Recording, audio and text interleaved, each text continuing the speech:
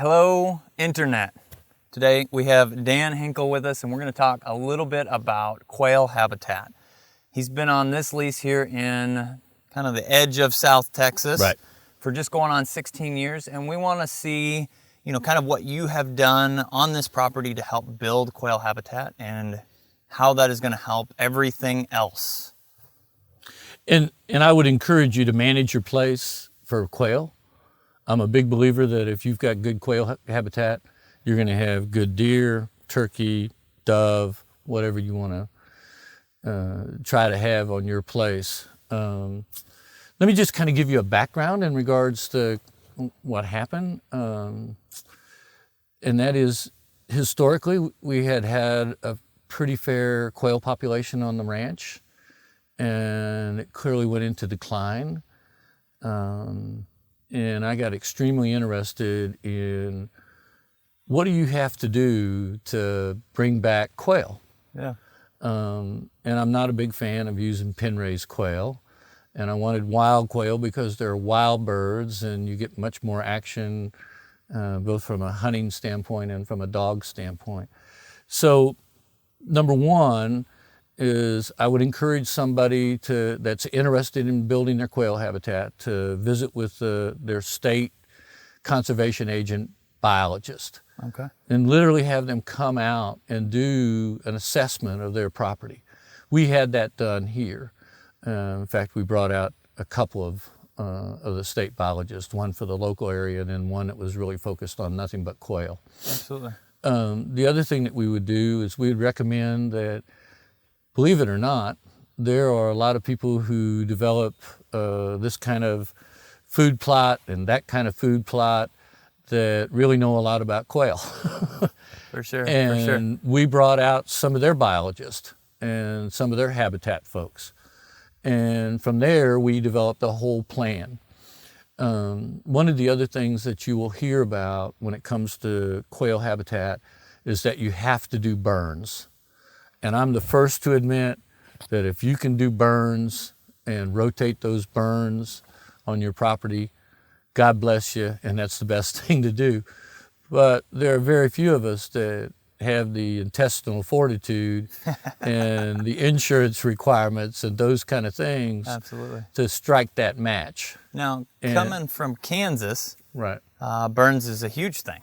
Yes. We burn grass. I mean, I think it's in a 5-year on most CRP. Every 5 years, stuff's got to be burned. Right. But that involves an entire team. They've got 3 or 4 fire trucks. It's all a volunteer team, but 3, 4 fire trucks and 4-wheeler guys with drip tubes. They're starting the fire, and everybody's coming out and putting out behind them everything that's going the wrong way, and they're watching it burn out. So. And you've got to pick that day. That day, exactly. And you've got to be ready for that day. And you're looking at the weather forecast 10 to 14 days out, and every day you wake up praying that it works. But looking out here, I mean, if something got caught into that, there would be no way to get around it, no way to... We've lost tens of thousands of acres in Texas because of wildfires. Absolutely. So the liability issue, the management issue, those kind of things, working with the rancher, we just consciously made a decision that we can't burn. So what we did is we came and developed a plan to come as close to recreating a burn as we possibly can. And we look at our fields, pastures, whatever you want to call those things, where we don't have cattle there, or we do have cattle there, looking at each one of them differently, those kind of things. But essentially, we want to take our habitat and divide it into thirds. 1/3 will, and I'll get back to this, 1/3 is going to be actively worked this year. The next third is what we worked last year. And the final third is really a mature growth that you've seen. You do not, let me also say that on the habitat that we work on actively that year, what we've come up with is a tractor with a disc with a harrow. Okay. And on that 1/3, we take it down to the ground. Now, if we see that the grass is getting too thick on that final third that has matured, we will probably run a harrow through that, not a disc, just to pull and open up the grasses. But let me tell you what we're trying to recreate. Okay. Let's just assume for the sake of discussion, for this discussion, a hatch is 8 chicks. Okay. If I do nothing, just as a general rule, I'm going to lose 4 of those chicks. 50%. 50%. And we all know that quail is a bird born to die, and we're trying to avoid that so that, we can hunt them. Absolutely. Anyway, and think in these terms that if I can create a situation where I only lose 2 chicks rather than 4, I've got a 50% increase in regards to total number of quail. And that would make a big difference in a short amount of time. It's huge. And then you just go through the geometric numbers of looking what that does to an overall place. For sure. It makes a huge difference. But let me talk about that third that we're actively working. Okay. And you need to figure out and talk with your biologist, when are most of the chicks born? For us, it's mid-May to the last week of May. So I need to be absolute latest in regards to working that piece of ground 6 weeks out. 8 weeks would probably be better. Because what I want to have as a habitat on that 1/3 are the weeds, grasses, whatever, in the 3 to 5 inch range. Okay. So that, I come in, I take it down to the ground, it starts coming back with the growth, gets to 3 to 5 inches, the baby chicks come. And what I'm trying to do with that is, one, they're able to walk through it. Yeah, for sure. So they can get to it and they can escape from predators and don't get stuck in heavy matted grass. The other one is that they need bugs. Now, if all my grass where all the bugs are is 2 feet high, yeah, that doesn't help that chick that's maybe 1.5 inches to 2 inch high. But if it's 3 to 6 inches, he's got a chance to get that bug. and I think that, maybe a lot of people don't know this, but that's the #1 source of moisture. Right. For Water. those young birds. They not only are they getting them for sustenance and proteins and everything else, but people talk about, they've got water or the dew, but a majority of the moisture that the birds are getting, their hydration comes from the insects themselves. Exactly. So, And you mentioned the other part, the other reason why I wanted in that 3 to 6 inch range. We wanted to pause the video quickly to say thank you for watching. We appreciate your support and your views. If you're enjoying this video and want early access to more content like this and other great training opportunities, then you should check out our dog training community on Patreon. Joining the community gives you access to tons of great stuff, including early access to videos like this one, our puppy training basics video, live Q&A videos, Patreon-only swag, and personalized video responses to your video questions to help you train your dog from home, plus tons of other great stuff. Thanks again for watching, and we look forward to you joining our dog training community on Patreon soon. And you mentioned the other part, the other reason why I wanted in that 3 to 6 inch range. Dew. I want them to be able to get little droplets of water. They need water, Absolutely. but they don't need a gallon of water. No. So They're not very big birds. That's right. They're not very big birds. But if they've got that habitat where they can move, protect themselves, mom can move them, protect them, they're getting their bugs, protein / water, or they're picking up dew, then I've got a higher probability of saving those 2 extra chicks that I want to have. Absolutely. So that's the #1 thing that we do here and have done. Now, people need to understand that let me back up and say, the only thing I can't do with a disc and a harrow that a fire can do is I can't take out all of the woody trees and whatever. So I've got to work those two. And let me tell you what we do in that regard. Okay. Is we do what we call half cuts. Okay. So for instance, you've got a tree, whether it's a mesquite tree for us or whatever, and it's 1 inch to 3 inches or whatever, size. What we want to do is come up about 6 feet, 5 to 6 feet high.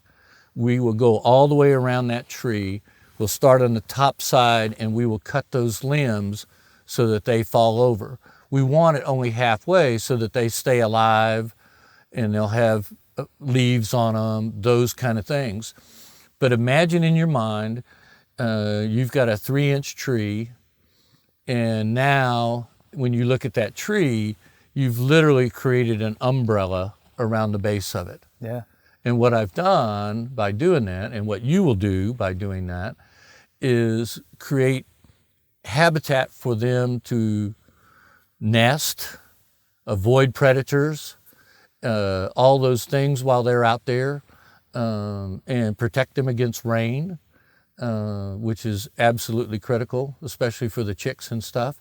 Absolutely. So do the disc, do the harrow, keep it on a 1/3 rotation, do the half cuts, and not once have I mentioned food plots. Absolutely. Absolutely. Because I think that's what most people go to begin with. Right. Let's add some grain to the ground or something like that. Right. This year you will see us move to, for the first time ever in 9 years, to actually looking at planting anything. And I would encourage people to Google quail and ragweed. Yeah. And you will be amazed. And if you're allergic to ragweed, find somebody else to work with it. And don't get the giant size. But it is tremendous. It's tremendous for the quail, but it's also tremendous for the other animals on your land that you want to raise and create good habitat for them. Obviously, people can do the milo, those kinds of things. For us, it's a little bit hard on the milo because of such a hog population that we have. And if you don't protect it, the deer will get it pretty quick too. So having read most of the reports, looked at most of the things, ragweed is something that we're looking at. We're looking at it in strips of 50 foot wide, 100 foot long. But whatever you put in, if it's just 50 by 50, that kind of thing. And here's the last thing that I would strongly encourage people to do. Okay. And if you don't have a tractor and you don't have a disc and you don't want to do this one thing, and that is create dusting areas. Okay.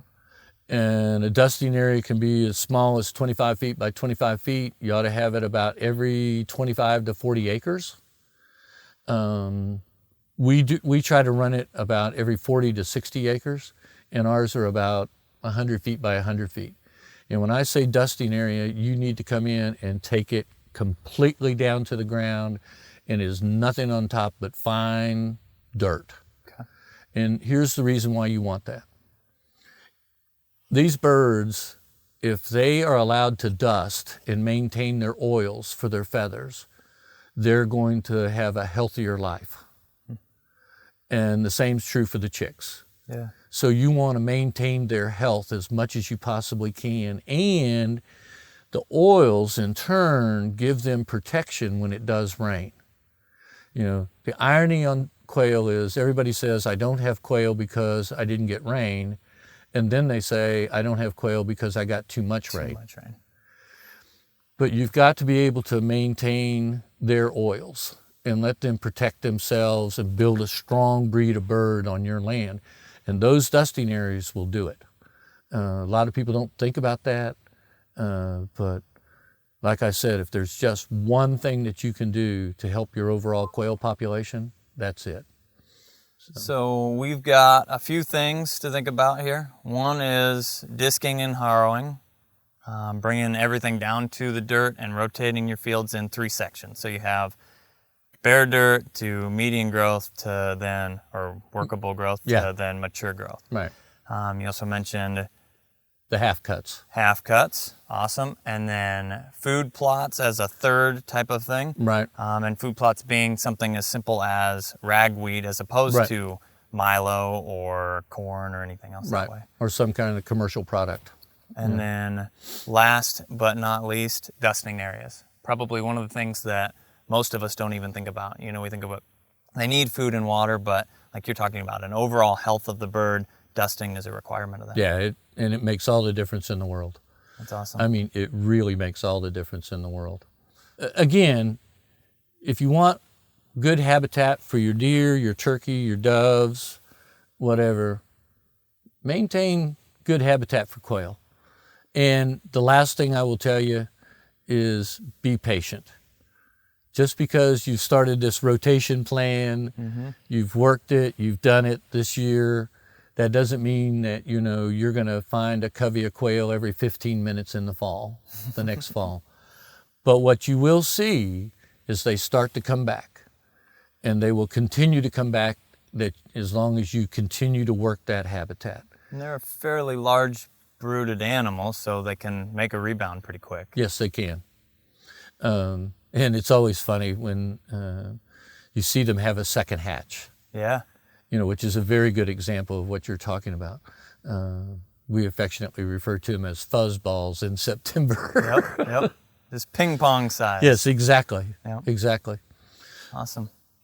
Well, thank you very much for your time. You bet. My pleasure. And for all of you folks that are watching, we try and cover everything, not only dog training. We're trying to branch out a little bit just to talk about conservation, bird hunting, all the things that we love. So if you'd like more of this, remember to like, comment, and share. And don't forget to hit that subscribe button. Thank you very much.